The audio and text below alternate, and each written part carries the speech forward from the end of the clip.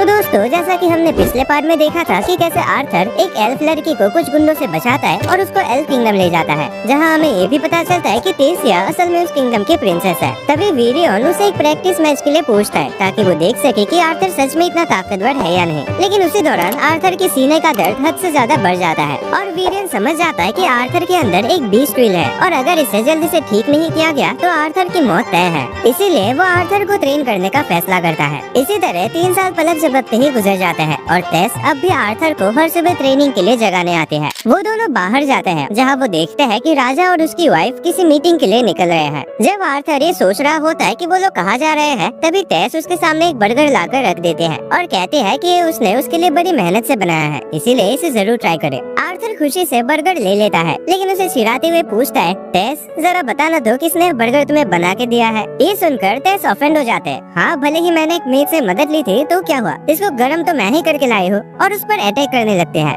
Arthur उसके सारे attacks को डॉज करता हुआ ट्रेनिंग ग्राउंड तक पहुँच जाता है, जहाँ वीरियन उनका इंतजार कर रहा होता है। वीरियन उन्हें प्रॉपर्ली फाइट करने के लिए कहता है और उन्हें लकड़ी की तलवारें दे देता है, लेकिन वो जानता है कि आर्थर अब अपने ट्रेनिंग के दूसरे स्टेज के लिए तैयार है। ट्रेनिंग के बाद टेस थक कर जमीन पर गिर जाते हैं। तभी वीरियन आर्थर को मैजिक के बारे में लेक्चर देता है। वो कहता है कि जब किसी का माना स्टेबल हो जाता है तो वो 4 बेसिक एलिमेंट्स में से एक को पा सकता है। कौन सा एलिमेंट मिलेगा ये उनकी स्पीसीज पर भी डिपेंड करता है। एल्व्स विंड मैजिक में एक्सपर्ट होते हैं, ड्वार्फ्स फायर और अर्थ मैजिक में अच्छे होते हैं, जबकि ह्यूमंस चारों एलिमेंट्स का यूज कर सकते हैं। लेकिन फिर भी वो लोग नॉर्मली एक ही एलिमेंट में अच्छे होते हैं। हर कोई चारों एलिमेंट का यूज नहीं कर सकता। हालांकि काफी सारे ऐसे रेयर केसेस होते हैं जहाँ कोई इंसान एक से ज्यादा एलिमेंट यूज कर सकता है। टेस अचानक अपने ग्रैंडपा से पूछते हैं कि उन्होंने आर्थर को तब मैजिक क्यों नहीं सिखाया जब वो उसके बॉडी को स्ट्रॉन्ग बना रहे थे, जबकि उसने तो किया था। वीरियन जवाब देता है कि ये इसीलिए था क्योंकि आर्थर कमजोर है। ये सुनकर आर्थर शॉक हो जाता है। फिर वीरियन समझाता है कि आर्थर के माना कोर के अंदर एक पावरफुल बीस्ट के व्हील छुपे हैं जो उसके माना और शरीर के बीच का बैलेंस बिगाड़ देते हैं। ये सुनकर आर्थर के सीने का दर्द एकदम से उभर आता है। वीरियन कहता है कि ये दर्द भी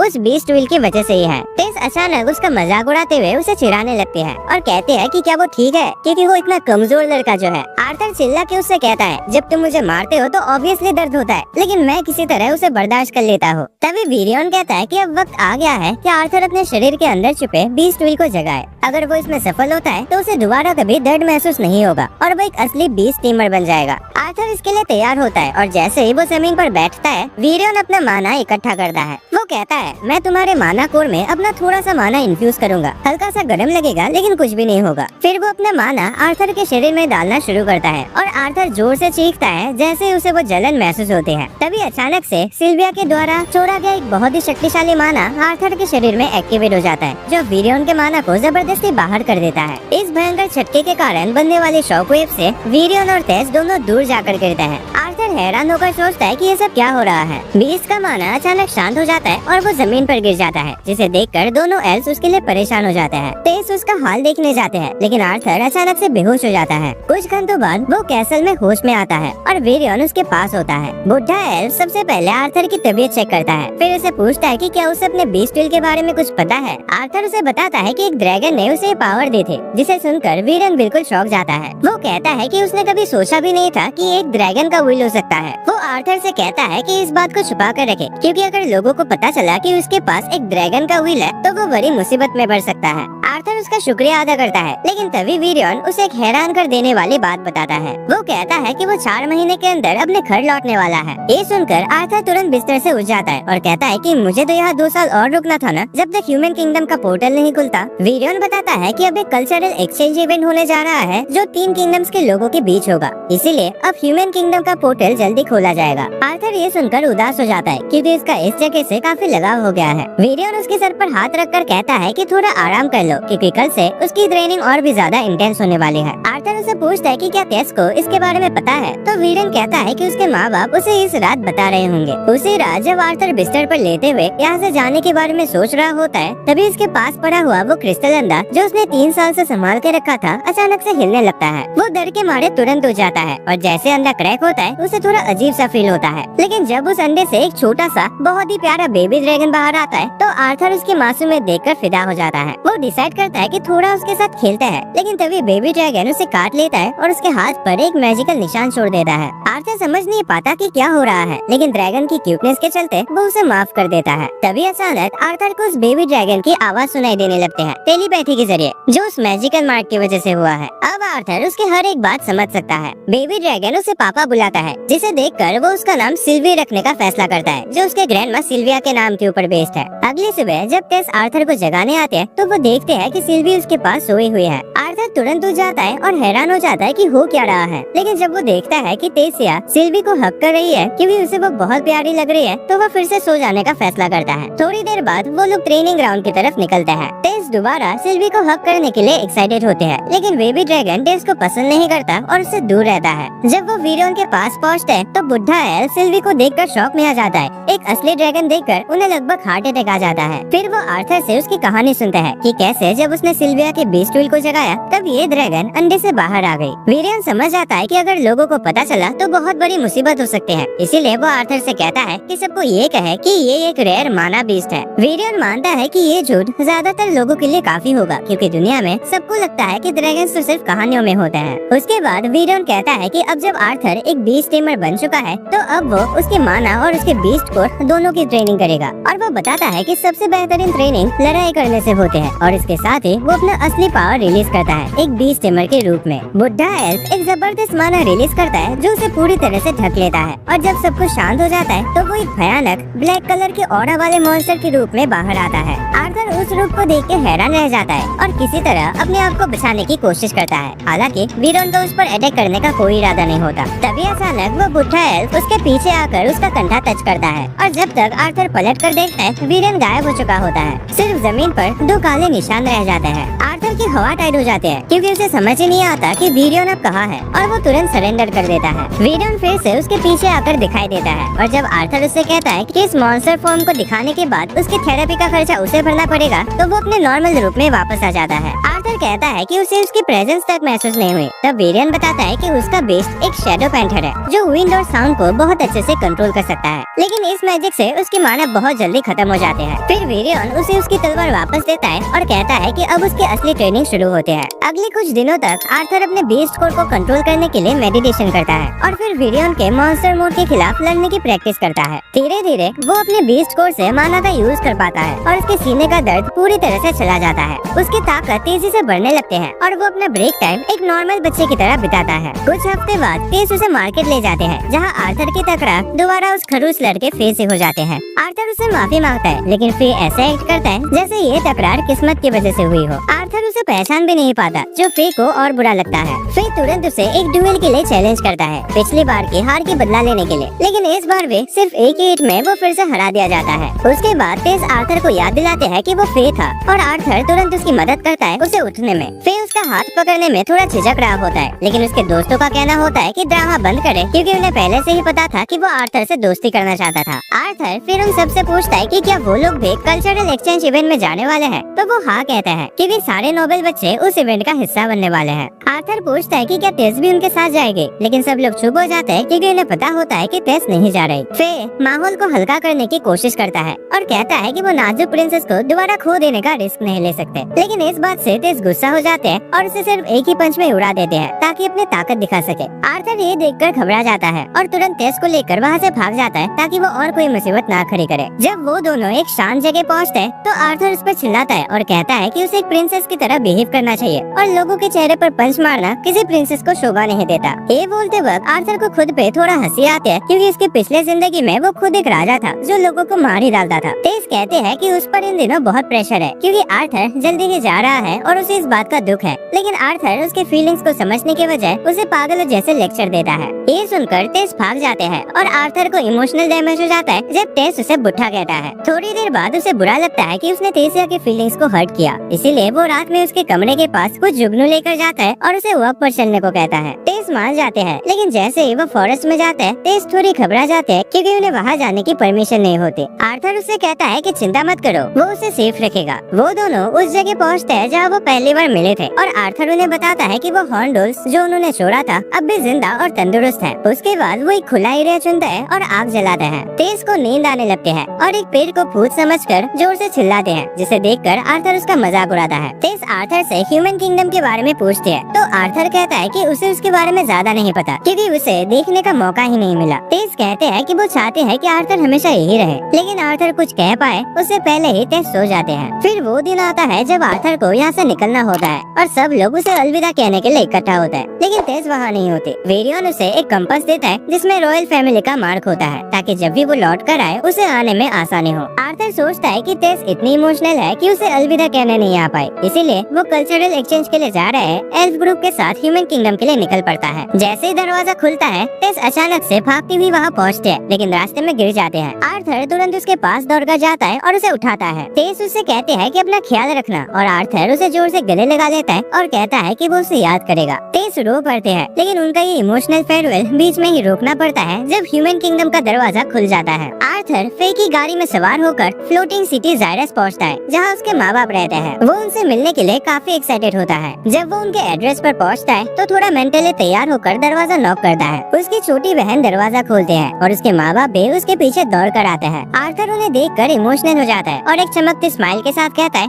मैं घर आ गया हूँ। एलिस और रेनॉल्ड अपनी आंखों पर यकीन नहीं कर पाते जब वो आर्थर को अपने सामने देखते हैं और वो दोनों उसे जोर से गले लगाकर उसका स्वागत करते हैं। उनकी बेटी एलिस से कहते हैं कि उसे रोना नहीं चाहिए और आर्थर उसकी तरफ देखकर समझ आता है कि वो उसकी छोटी बहन है जिसके लिए वो अपनी जान देने के लिए भी तैयार था। वो घुटनों पर बैठकर अपनी बहन एलियानोर को अपना इंट्रोडक्शन देते हैं और एलियानोर, जिसको प्यार से एली कहते हैं, अपने भाई को देखकर काफी हैरान होती है। उसके बाद आर्थर घर के अंदर जाता है जहाँ एलिस उसे उसके इन 3 सालों के बारे में सवाल करने लगते हैं। आर्थर उसे तसल्ली देता है कि वो बिल्कुल ठीक है और रेनॉल्ड भी एलिस से कहते हैं कि लड़के को सांस तो लेने दो। इसी बीच एली को जलन होती है क्योंकि उसके मम्मी पापा का सारा ध्यान अब आर्थर पर है, लेकिन एलिस उसे कहते हैं कि उसे आर्थर के साथ अच्छी दोस्ती करनी चाहिए क्योंकि ये उसका भाई है जिसके बारे में वो लोग कहानियां सुनाया करते थे। आर्थर कहता है कि वो उसे मिलने के लिए सच में तरस रहा था और तभी वो छोटी ड्रैगन सिल्वी उछलकर एलियानोर के हाथों में चले जाते हैं। जब सब लोग शांत हो जाते हैं तब आर्थर अपने परिवार को पूरा किस्सा सुनाता है कि उसके अलग होने के बाद उसके साथ क्या क्या हुआ, लेकिन वो सिल्विया के बारे में उन्हें कुछ नहीं बताता क्योंकि उसे नहीं पता कि उनका रिएक्शन क्या होगा और कहता है कि वो गिरने के बाद इस एनिमे का मेन कैरेक्टर होने की वजह से बच गया। उसके बाद वो बताता है कि कैसे उसने तेसिया की जान बचाई और कैसे उसने इतने सालों तक एल्फ किंगडम में अपनी ट्रेनिंग और अपने बीमारी के इलाज में लगा हुआ था। वो सिल्वी और अपने बीस्ट कोड के बारे में उन्हें कुछ नहीं बताता और सिर्फ ये कहता है कि सिल्वी एक माना बीस्ट है जिसे उसने अपनाया है क्योंकि उसकी माँ मरने के कगार पर थे।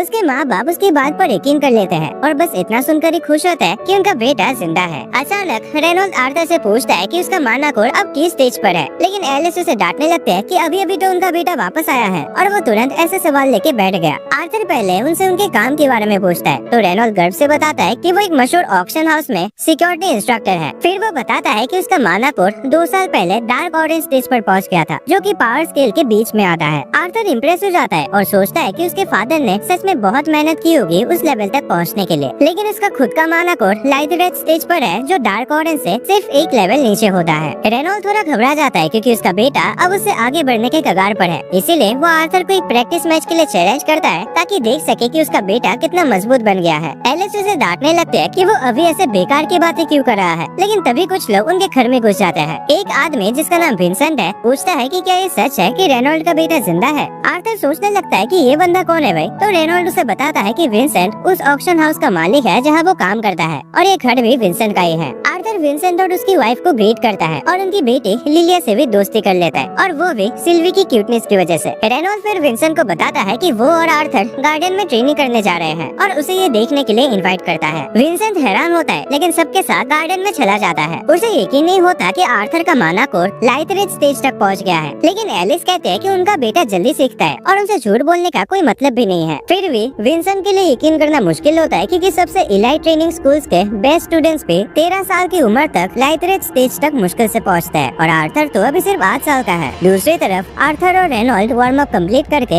एक दूसरे की तरफ दौड़ते हैं। आर्थर अपने फादर के अटैक्स को ब्लॉक करता है और फिर काउंटर अटैक करता है। रेनॉल्ड उसे आसानी से रोक लेता है और कहता है कि आर्थर को अभी और मेहनत करने की जरूरत है। लेकिन तभी आर्थर उसे वीरियन से सीखी हुई चीजें दिखाकर हैरान कर देता है। वो रेनॉल्ड को थोड़ा पीछे धकेल देता है और रेनॉल्ड इम्प्रेस होता है, लेकिन वो कहता है कि अब उसे दोबारा हिट करने का मौका नहीं मिलेगा क्योंकि अब वो सीरियस होने जा रहा है। रेनॉल्ड अपने हाथों के आसपास माना को कंसंट्रेट करता है और उसे आग में बदल लेता है, जो आर्थर के लिए एक बड़ी सरप्राइज होती है। आर्थर जानता है कि इस दुनिया में हर माना यूजर एक स्पेसिफिक एलिमेंट के साथ पैदा होता है। कंज्यूरर्स के लिए उस एलिमेंट को आइडेंटिफाई करना और यूज करना आसान होता है, लेकिन ऑगमेंटर्स जैसे रेनॉल्ड के लिए ये काफी प्रैक्टिस और समझ की बात होती है। रेनॉल्ड अचानक अपने पूरे शरीर को फ्लेम माना से कवर करता है और आर्थर पर हमला करता है। आर्थर से ब्लॉक कर पाता है और धीरे धीरे पीछे धकेला जाता है। आर्थर सोचता है कि उसकी पिछली जिंदगी में उसके पास एक पावर थी जिसका नाम था की, जो माना की तरह ही काम करते हैं। लेकिन की मास्टर्स अपने आप डिसाइड कर सकते हैं कि वो कौन सा एलिमेंट यूज करना चाहते हैं। आर्थर लड़ते हुए सोचता है कि इस जिंदगी में वो किसी एक स्पेसिफिक एलिमेंट के साथ पैदा नहीं हुआ। इसका मतलब है कि वो सभी एलिमेंट्स का यूज कर सकता है। अपनी पिछली और इस जिंदगी के ट्रेनिंग के साथ वो यकीन करता है कि उसके पास वो सब कुछ है जो रेनॉल्ड को हराने के लिए चाहिए। वो अपने हाथों में माना इकट्ठा करता है और उसके हाथ से एक सुनहरी रोशनी निकलने लगती है जो सबको हैरान कर देते हैं। आर्थर रेनॉल्ड्स की तरफ दौड़ता है और उसके फ्लेमिंग फेस को अपने गोल्डन ऑरा से ब्लॉक करता है। उन दोनों की टक्कर से एक जबरदस्त शॉकवेव निकलती है जो उन्हें पीछे धकेल देते हैं। फिर रेनॉल्ड एग्रेसिव हो जाता है और आर्थर को एक सॉलिड हिट करता है। जब आर्थर फिर से उसकी तरफ दौड़ता है, उसे याद आता है कि उसने वीरियन के साथ ट्रेनिंग के दौरान कैसे अपनी की का इस्तेमाल किया था, जिससे उसका रिजल्ट काफी बेहतर हो गया था। उसने फायर एलिमेंट को काफी जल्दी मास्टर कर लिया था और इसी वजह से वीरियन ने उसे एक कदम और आगे ले जाने का फैसला किया था। अब आर्थर को अपनी ट्रेनिंग याद आते हैं और वो फिर से गोल्डन ऑरा रिलीज करता है, लेकिन इस बार वो उसे लाइटनिंग में बदल देता है। उसके शरीर से निकलती बिजलियाँ घास को जला देते हैं और रेनॉल्ड बस उसे आंखें फाड़ फाड़ कर देखता रह जाता है, क्योंकि आर्थर ने फायर मैजिक के हायर फॉर्म को मास्टर कर लिया होता है। आर्थर कहता है कि अभी हैरान होने का वक्त नहीं है, क्योंकि उसके पास और भी सरप्राइजेस है। वो अचानक अपने वाटर मैजिक का यूज करता है और फाउंटेन के पानी को मैनिपुलेट करके रेनॉल्ड पर अटैक करता है। सब लोग शॉक्ड होते ये देखकर कि आर्थर एक साथ दो तरह की मैजिक का यूज कर रहा है। रेनॉल्ड बड़ी मुश्किल से अपने पीछे से आते पानी के अटैक को डॉज करता है। इसके बाद आर्थर अपने सारे अटैक्स कैंसिल कर देता है और रेनॉल्ड तुरंत उसे गले लगा लेता है। वो कहता है कि उसे बहुत गर्व है आर्थर पर और पूछता है कि उसने ये सब कब सीखा। आर्थर बताता है कि उसने ये रिसेंटली सीखा है, लेकिन अभी भी वो पानी को अच्छी तरह से कंट्रोल नहीं कर सकता। जब एलिस और एलियानोर इन सबको एक नॉर्मल चीज की तरह लेते हैं, विंसेंट और उसकी वाइफ हक्का बक्का हो जाता है। दोनों मान लेते हैं कि आर्थर एक जीनियस है। कुछ देर बाद सब अंदर लौट जाते हैं और डाइनिंग टेबल पर बैठते हैं। विंसेंट रेनॉल्ड से कहता है कि उसके बेटे का फ्यूचर काफी ब्राइट है। रेनॉल्ड इस बात को मानता है और कहता है कि उसने तो तभी जान लिया था जब आर्थर ने सिर्फ 3 साल की उम्र में अपना माना कोर अवेकन किया था और उनका पूरा घर उड़ा दिया था। विंसेंट ये सुनकर हैरान हो जाता है और जब रेनॉल्ड गर्व के साथ हंस रहा होता है तो वो अपनी कुर्सी के साथ गिर जाता है। तभी विंसेंट अचानक उठकर कहता है कि उन्हें आर्थर को जायरस एकेडमी भेजना चाहिए। रेनॉल्ड ये सुनकर हैरान होता है और पूछता है कि क्या वो श्योर है, क्योंकि जायरस एकेडमी पूरे कंटिनेंट की सबसे बड़ी मैजिकल एकेडमी है। विंसेंट की वाइफ पूरी तरह से उसकी बात से सहमत होते हैं और वो आर्थर के माँ बाप से कहते हैं कि उन्हें फीस के बारे में चिंता करने की जरूरत नहीं है, क्योंकि वो लोग आर्थर की पढ़ाई का खर्चा उठाना चाहते हैं, इसी उम्मीद में कि एक दिन उनके ये काम आएगा। एलिस ये सुन के थोड़ा घबरा जाते हैं और कहते हैं कि उन्हें तो ये भी नहीं पता कि एकेडमी उनके बेटे को लेके भी या नहीं। लेकिन विंसेंट बड़े कॉन्फिडेंस के साथ कहता है कि वो एकेडमी के डायरेक्टर को जानता है और कुछ न कुछ तो कर सकता है। तभी अचानक आर्थर बोल पड़ता है और कहता है कि जब बात उससे जुड़ी है तो उसकी भी एक राय होनी चाहिए। वो कहता है कि अभी अभी